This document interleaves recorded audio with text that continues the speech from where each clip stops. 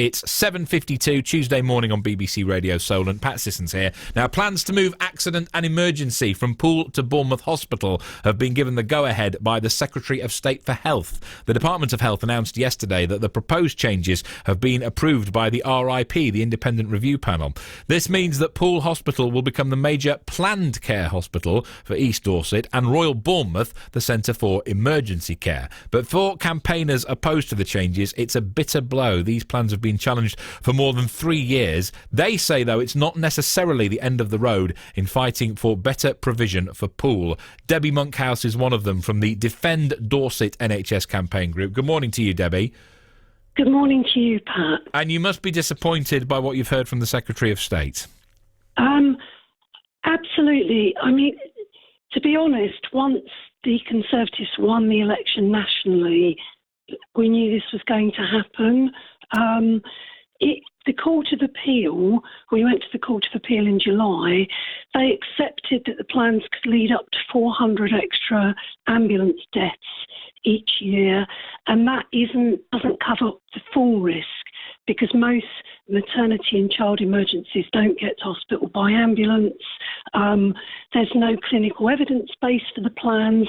The clinical evidence they rely on was put together in London and Manchester, where it's a maximum of 30 minutes in an emergency to the new services. They say there'll be more services close to home. This doesn't deal with critical emergency issues, and there isn't any funding or staff for services close to home. It's going to cost, the capital cost of closing emergency care at Poole is more than £147 million, and the revenue budget is in deficit. But the CCG say that's now going to unlock that funding, though, Debbie. That 147 million can now be used elsewhere, and that's part of the point of moving it from Poole.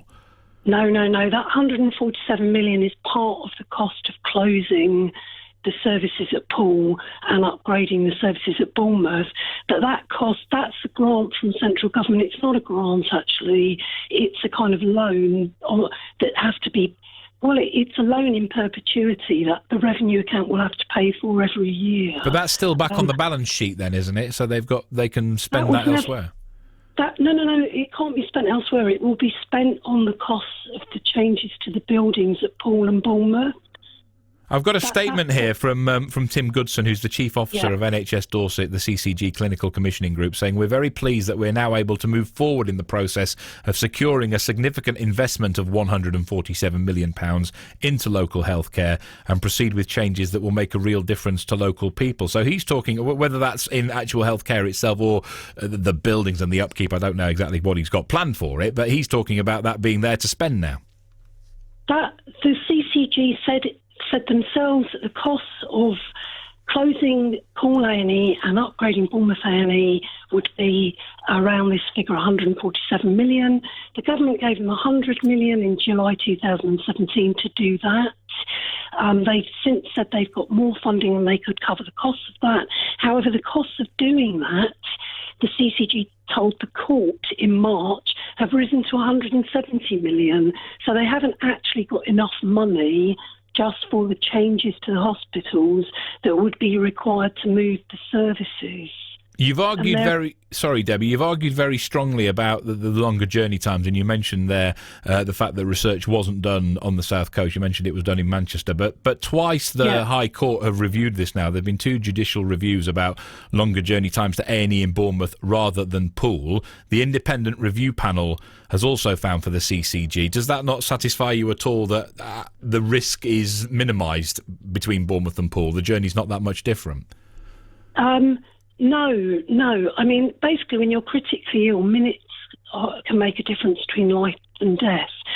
And the Court of Appeal wasn't looking at the merits of the plans, so they accepted that longer journey times in emergency would lead to more deaths.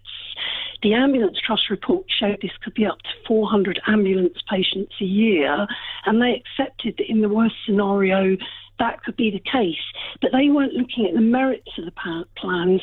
They were looking at the process by which the Clinical Commissioning Group made their decisions. So they've accepted that there will be increased fatalities as a result of these plans. So why would the campaigners be satisfied? It's not really rocket science. There's lots of emergency stroke, heart attack, respiratory emergencies, maternity emergencies, trauma emergencies after accidents, where minutes are a matter of life and death. That's why we have blue light ambulances racing around with blue lights on, because time really does matter. So, Debbie, what do you do now in Defend Dorset NHS? Because you've strongly argued for years now that this is not to happen. Now the Secretary of State's had his say. That would seem to rubber stamp it. How do you direct your energies in the campaign now? There's a couple of things, Pat. I just want to quickly... Well, how do we... The independent review panel have actually said that the clinical commissioning group should consider the possibility of A&E local.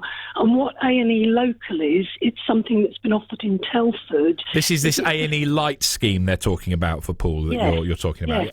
What do you think about that? It's a fully functioning A&E at Poole, but it would only be open, say, for 16 hours, not 24, so it wouldn't be open overnight. Now, obviously, that's not as good as a 24-hour A&E at Poole, but it's better than no A&E at Poole. And the independent panel have suggested that this is something that Dorset Clinical Commissioning Group need to look at. So do you want to see what happens with that and what A&E light in Poole actually means before you decide what you're going to campaign on or what your reaction to it is going to be? No, we know now that we would rather have A&E local in Poole than no A&E in Poole. Sure. So we will campaign. We will ask, why does the CCG press release not even mention A&E local, which is actually mentioned in the advice from the independent panel? Okay, we'll be watching what that shape is for A&E light in Poole. Debbie, thank you for coming on. Debbie Monkhouse, the Defend Dorset NHS campaigner, with her reaction to that news. Alison Donnell, who's currently Medical Director of the Royal Bournemouth and Christchurch Hospitals NHS Foundation Trust and Shadow Chief Medical Officer for the Merge Trust as well, issued a statement saying these changes represent a once-in-a-generation opportunity to create a healthcare system for the future. We're very proud of our hospitals, but this investment will give us the chance to reconfigure our services to ensure a sustainable future which will benefit all. There's more on that on the BBC News website, of course. Coming up to 8 o'clock now.